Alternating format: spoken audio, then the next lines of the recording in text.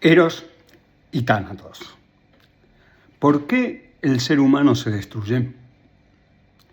Soy el doctor Miguel Ángel de Boer y esto es Modo de Boer. Quisiera hoy retomar una idea de Freud que Sigmund Freud formuló en el año 1920 en un artículo que se llamó Más allá del principio del placer, donde plantea una cuestión inquietante. Que en nosotros no solo existen fuerzas que tienden a la vida, sino también fuerzas que orientan hacia nuestra propia destrucción, a las cuales llamó pulsiones de muerte. Por oposición a Eros, pulsiones de vida, Freud propone la existencia de Tánatos, el dios de la muerte en la mitología griega, como una fuerza ligada a la agresión y a la violencia, que en última instancia buscaría un retorno a lo primigenio, al comienzo, al inicio, a un estado previo, sin conflicto, a una suerte de calma absoluta de las tensiones. En fin, a la muerte o a la no vida. La historia de la humanidad pareciera darle la razón.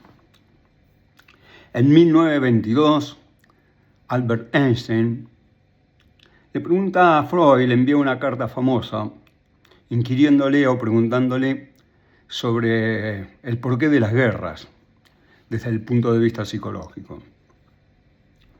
Sin imaginar Einstein, ni remotamente en ese momento, que sus conocimientos serían utilizados para realizar y confeccionar las armas más mortíferas de la historia humana.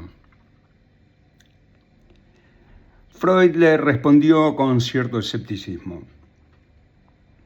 Dudaba que el ser humano pudiera alguna vez encontrar un modo de no utilizar la violencia o prescindir de las guerras. Y algo de esta pregunta sigue vigente hoy. Pero la evolución y el desarrollo del ser humano tienen mucho que ver con esto. No son ajenos. Nacemos en una situación de absoluta vulnerabilidad, indefensos, expuestos, dependientes biológica y psicológicamente o emocionalmente,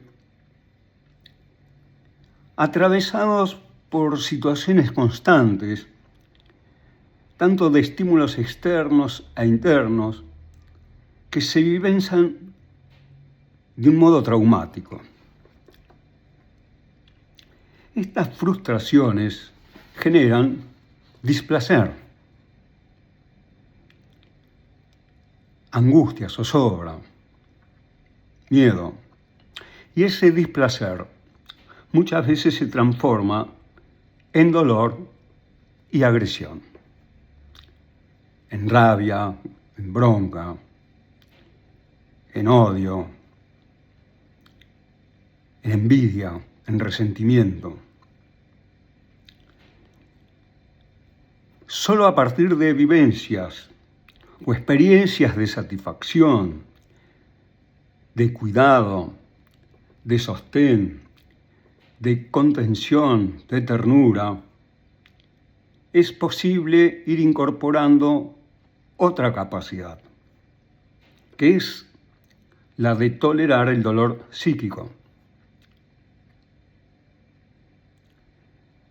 Tolerar y transformar esa agresión que dé lugar entonces a la capacidad de pensar y simbolizar, y con ello a la creatividad, a la integración, a la empatía, a la solidaridad, a la búsqueda de salud, del crecimiento y del aprendizaje.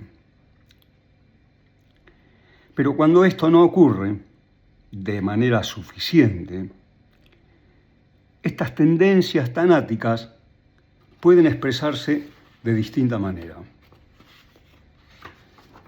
Por ejemplo, en la repetición compulsiva de situaciones dolorosas, como si algo empujara a volver una y otra vez a aquello que nos hace sufrir, o en conductas que ponen en riesgo a la persona, o que terminan dañando su propio bienestar, autodestruyéndose. Pero también en los vínculos, en conflictos reiterados, en rupturas, en abusos y sometimientos, en forma de aislamiento y alejamiento. Pero esto no ocurre solo en forma individual. También se juega a nivel social.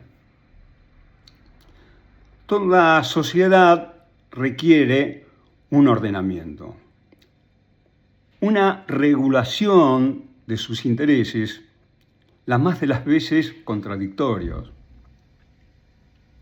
Cuando esos intereses buscan imponerse unos sobre otros, aparecen la desigualdad, la injusticia, la discriminación, la intolerancia, el fanatismo, la crueldad. Y con ellas nuevas formas de violencia. En un mundo atravesado por incertidumbres, por la pérdida de referencias, por el desamparo, estas tendencias encuentran un terreno fértil. Se expresan en lo cotidiano, en la familia, en el trabajo, en los vínculos institucionales, en los lazos sociales. Y también, de tanto en tanto, en hechos de gran magnitud que nos obligan a detenernos, a mirarnos y a preguntarnos algo esencial. ¿Hasta qué punto nuestras acciones, nuestras decisiones individuales y colectivas favorecen a Tánatos o permiten que las fuerzas de la vida, Eros, logren su primacía, sean predominantes? Esto es Modo de Boer. Soy el doctor Miguel Ángel de Boer y los espero en el próximo episodio. Gracias.